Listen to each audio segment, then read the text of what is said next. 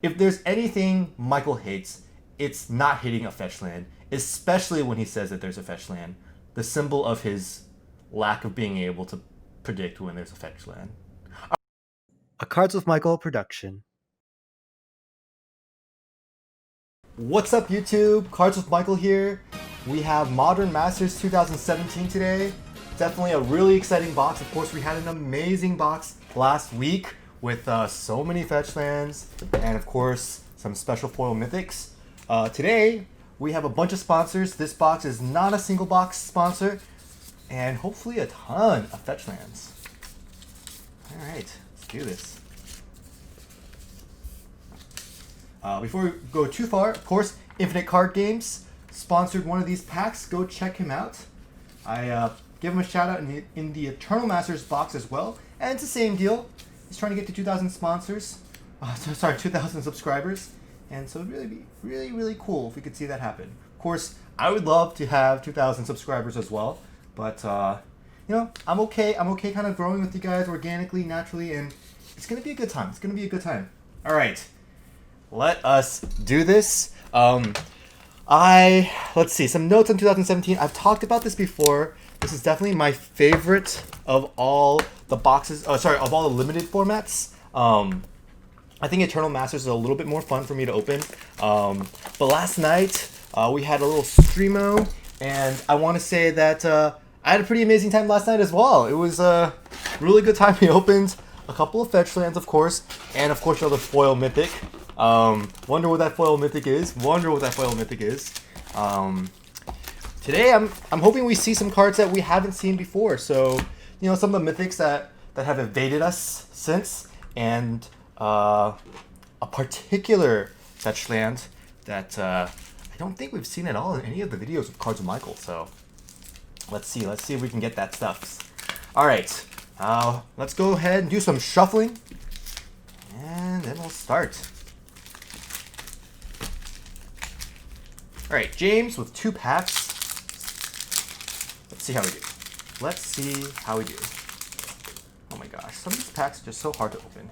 It's not my fault. It's the pack's fault. All right. Here we go. Favorite limited format. Look at that. Serum Visions to start. A little Carnage Gladiator.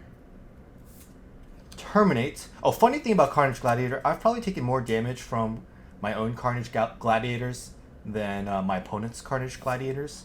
Just let you know what type of player I am. And a little Restoration Angel to start things off with a foil Gore Clan Rampager. Alright. First pack, a little bit of a whiff there. Restoration Angel was actually a pretty big deal a bit ago. And maybe one day we'll see the Angel kind of have its status restored as a staple in Modern. But, you know, nowadays, with some, you know, when it costs 4 mana, it doesn't win the game. It's a tough call. Moa, Seal of Doom, Thornscape Battle Mage, and an Obsidat, Ghost Council. Alright, here comes our foil. A Traitorous Instinct. Okay, alright. 2 rares that are both kind of on the, you know, not value side. But hey, it's alright. Can't win them all. Alright, James, that was for you. Infinite Card Games. We have your 1 pack. Alright, here we go. Are we gonna go to Value Town or Hose Town? That's every single pack we open in the Modern Master set. It's always our consideration here. Here we have our Thundersong Trumpeter. One of the cards that I was always like, why is this an uncommon? Azure Mage, Lingering Souls. Oh, that was a really good uncommon. And a Desecration Demon, followed up by a foil Golgari Rotworm. Alright. Demon, of course, was a kind of more of a card in Standard when Mono Black Devotion was a deck, of course. I actually have a lot of fond memories. So when Mono Black Devotion was a thing in Theros Standard, Desecration Demon was something I played against every day on Standard. And I actually at the time played a red-white burn deck. I focused on cards. My favorite card was Chandra's Phoenix and Young Pyromancer. And I've sacrificed so many elemental tokens to the demon just so I can get damage through. But one of my favorite interactions was attacking the Chandra's Phoenix into the Desecration Demon, letting that damage happen. That my Phoenix goes into the graveyard, and then I Searing Blood the demon twice, so that the net result is Phoenix goes back to my hand, and nice. the demon is in the graveyard, and my opponent takes 6 from the Searing Blood. So just something that I remember fondly. I love playing Red White Burn back in the day. All right. That was a little upside down card. Here we have our commons. This is for Death by Teacup 82, Agent of Masks, little Jungle Shrine, Flicker Wisp. Ah! Misty Rainforest! Hey, we haven't seen you in a bit! It's been a bit! It's been a long bit! Oh my gosh, oh my gosh! I don't have any sleeves around! Ah! Okay, oh wait, no, they're right here. Okay, here we go.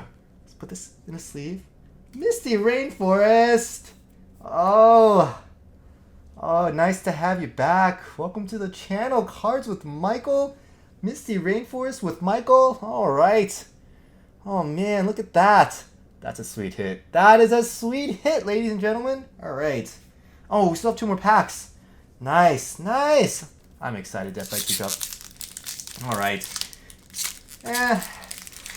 Oh man, and just reminiscing again about the that standard, the Mono Black Devotion standard, when Thoughtseize was a thing, Theros was the newest set. That was one of the reasons why I liked playing Burn, Red White Burn deck, because I love getting turn 1 Thoughtseize. Like, you get Thoughtseize, they look at your hand, it's like 4 burn spells, and you're just like, I guess I just take any of them because you've already done the damage for me, right?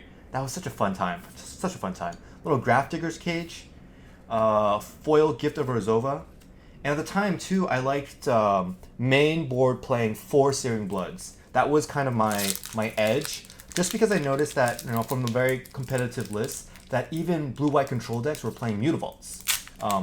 And they played Elspeth, the Sun's champion at the time, so the one that made 3/1/1s. So there was always, like, every single deck, even though the blue-white control deck had basically no creatures, it still had ways that could give you Searing Blood activations.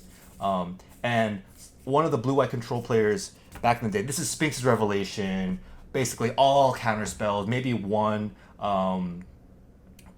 creature, a little Demure Signet here, Goblin Assault, Corpse Connoisseur, Blade Splicer, alright, and a foil Seagate Oracle. Alright, those are 3 packs for Death by Teacup. Ah, we hit a Fetchland already.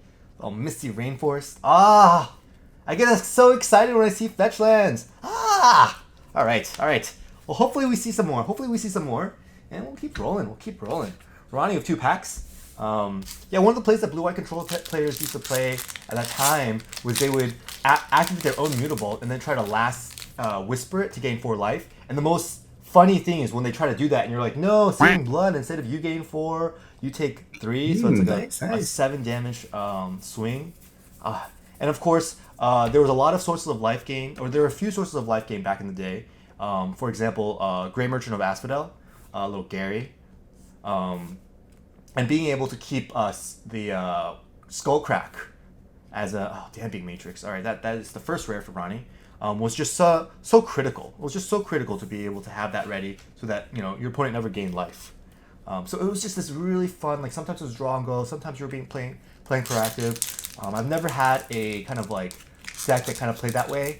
And the biggest part of it was games were fast. Like, you knew that you had some outs. Like, sometimes I would just flip the top card of my deck, and I knew if it was like a War Leader's Helix or a Boros Charm, I won. If it wasn't, I lost, and that was it. And then we'd go eat lunch. Like, I could play Grand Prix tournaments, play multiple rounds, SCG, whatever, opens, and always have time for food. Other decks that I played, I would get so hungry. Like, how do you guys do that? All right. Of course, back to Modern Masters 2017. Sorry for that long detour. It was just a very fun time for me. All right, we have our uncommons, War Chant, Corpse Connoisseur, Pyromancer Extension, and a foil Wake the Reflections. All right, those are your 2 packs, Ronnie. Did not hit the Fetchland lottery here. Apologies. And we'll keep rolling. All right. Matt D, got 2 packs for you. Let's see how we do. Oh yeah, Nagmajet is also in that deck. I'll just keep it at that. I know I've been talking a ton, so... Oh, and the reason why I played 4 Searing Bloods was I didn't play any Shocks. All right, I'm done. Now I am done. Teleportal, Wall of Frost, Lingering Souls that are uncommon, and a Damnation. Foil Gideon's Lawkeeper. That's a sweet one. For sure. Damnation reminds me of when it was first printed in Planar Chaos. I was very, very bad at competitive Magic, but a deck that I fell in love with, a very niche deck. You might never have heard of it, but oh, there's one more pack from Matt D. It was a blue-black time spiral block constructed deck that I saw a certain control player. He goes by Wafo Tapa, Guillermo Wafo Tapa. He played this deck. It had the original 5-mana Teferi creature. It played Urborg, Tomb of Yawgmoth. It played Tendrils of Corruption. And it was just like this blue-black flash-based deck that played Mystical Teachings. And it was such a fun deck. And it had Damnations in it. And I was in high school and I couldn't really afford them. So I got like one copy of Damnation and then I proxied the rest. And no one wanted to play with me. They were like, what is Time Spiral Block Construct, dude? We're like playing like... It's not even kitchen table Magic when you're in high school. You're playing like lunch cafeteria school Magic.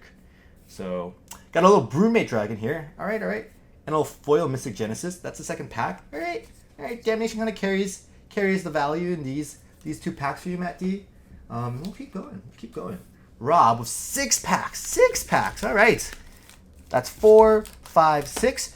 Like, how many Fetchlands should we be expecting in these packs? Because last night, of course, we didn't get 4 or 5. We've seen better. We've seen better for sure. But then, last week, that video, we had 5s, or we had 4. So, what is up with that? Oh, didn't Rova Horror. Oh, man. This card is the bomb.com. The best feeling is when they only have one really good creature left in their hand, and you just bounce it, and then they discard it. Or like a Planeswalker or anything, because it does say permanent. That's a really good feeling. And, it's like, sometimes in Magic, it is, or especially in limited Magic, it is beneficial to hold a basic land, or something like a land in your hand, that is not that useful. Sometimes it's not, because if you have like a mana sink in your graveyard, or you have an activated ability that, the extra land might be able to help you use it twice. But when you know your opponent's packing in Rova Horrors, you better keep a land. You better keep that land. All right, Boros Reckoner, Hand Weird Lancer, and a very cool looking soldier token. Look at that. She's ready to brawl. Kind of reminds me of Game of Thrones, actually. All right, Rob, that was your first pack. Let's go to the next pack. Pack number 2. What else about this limited format? Oh man, it was just it was the weirdest format where I just felt like if you weren't playing blue-black, you weren't playing Misthaven deck, you were just losing. Like, you play, there's like a Call of the Herd effect in this environment. You play that on turn 3, and then they Misthaven it. And you're just like, are you kidding me? Or they grasp a Phantoms of it. And it just felt so punishing.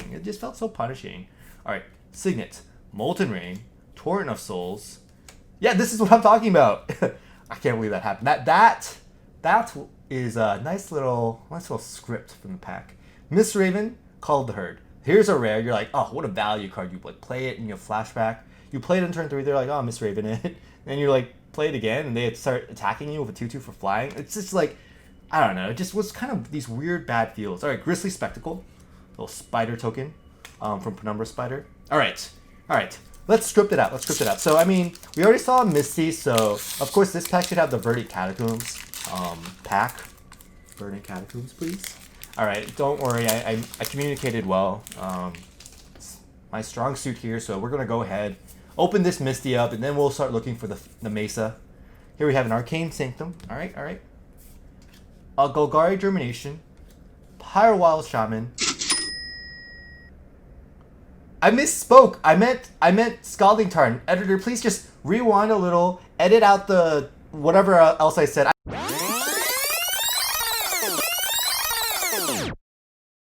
Pack.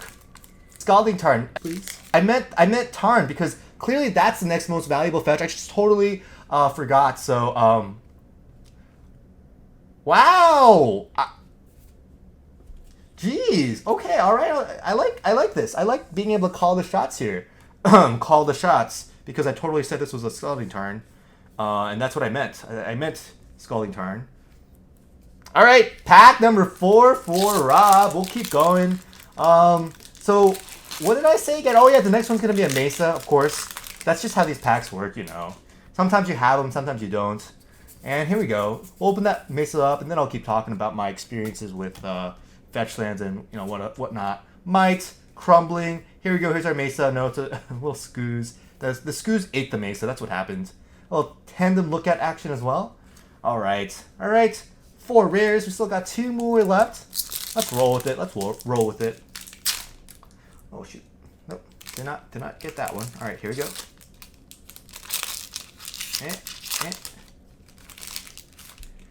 Oh, anyways, nowadays, of course, I played a bunch of standard decks, but none of them really feel. Oh, Mystical Teachings.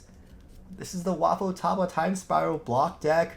If you somehow have heard of that deck before I mentioned it in today's video, please leave that in the comments. I would like to reminisce with you, because that was just a different time. Like block constructed, like no one even knows what that is these days. Urban Evolution, Ancient Grudge. Oh, that text. If there's anything a werewolf hates, it's a collar, especially Avacyn's collar, the symbol of her church. This has been memeified, so if you haven't heard of it being memeified, consider yourself slightly educated. It's just like the wording of this. It's like, if there's anything Michael hates, it's not hitting a fetch land, especially when he says that there's a fetch land, the symbol of his lack of being able to predict when there's a fetch land. Alright, so obviously that wasn't very funny, but, you know, think of it, you know, use your imagination. I'm sure you can think of, oh, whoa! A Cavern of Souls. Anaraktos Guildgate. Jeez, that's back-to-back sort of. Really good hits here. Okay, alright. Talked too much about Avacyn. Forgot about Cavern of Souls potentially being in here. Alright. One more pack. So far, pretty spicy, Rob. Pretty spicy. Alright. Well, that Avacyn meme kind of was a meme for a while. And that Ancient Grudge isn't even the original printing of Ancient Grudge. Obviously, nothing is the original printing here. We're opening a master set, so everything is a reprint. But they decided to keep that flavor text, and I appreciate them for it. Does give me a giggle when I think about it. All right. Oh, I thought this was an uncommon. It's Downshift. Miss Meadow Witch, of course, love this card. Banishing Stroke. All right.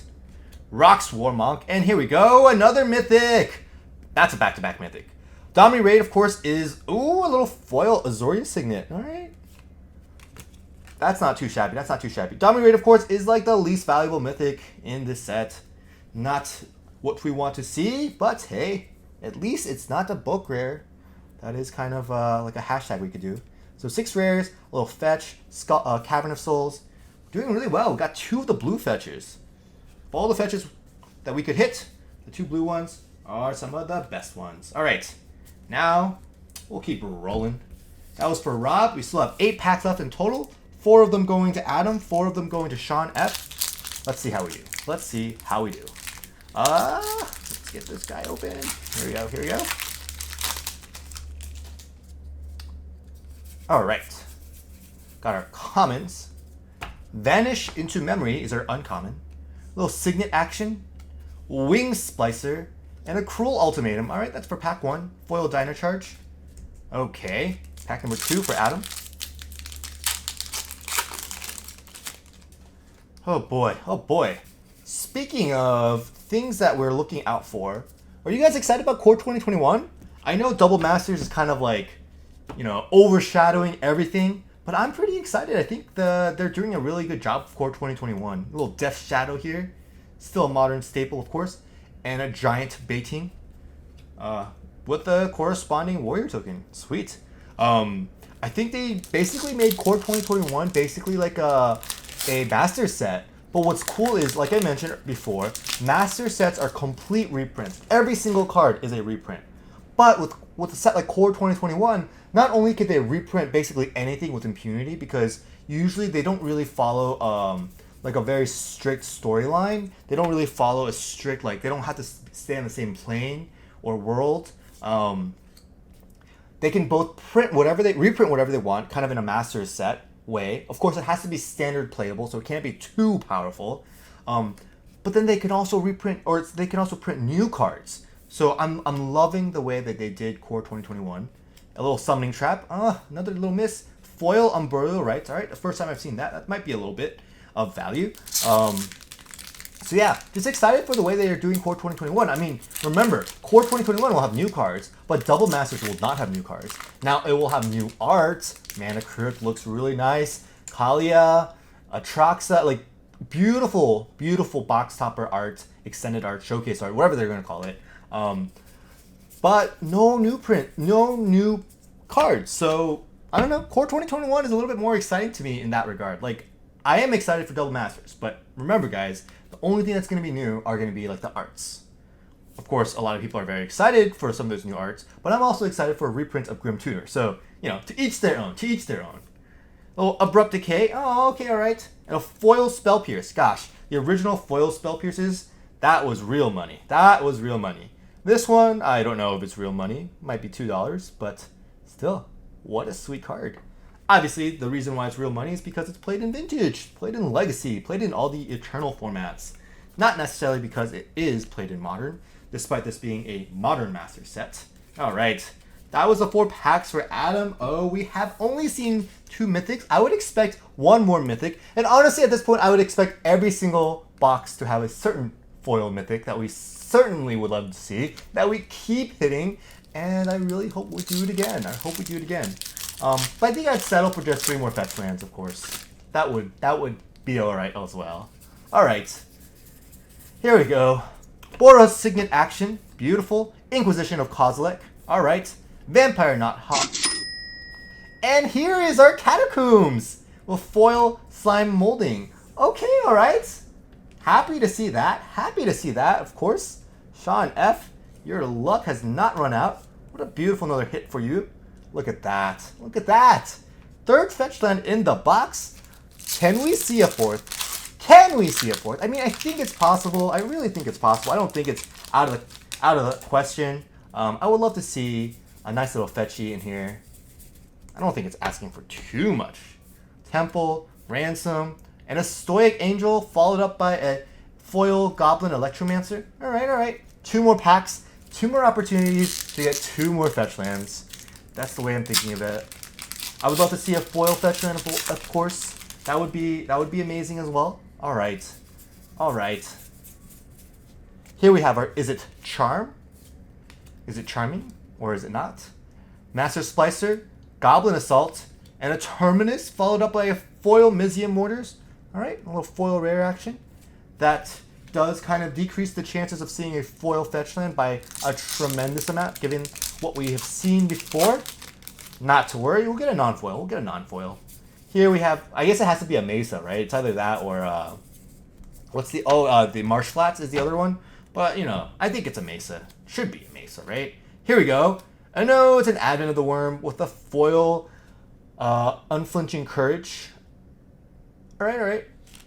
Advent of the Worm, of course, was a card I had to face back in the day in the while playing the Boros Burn deck. It was one of those cards that was kind of hard to deal with. Green and White was one of the hardest matchups because they had the most amount of life gain sources and they had Reclamation Sage to delete your Eidolons.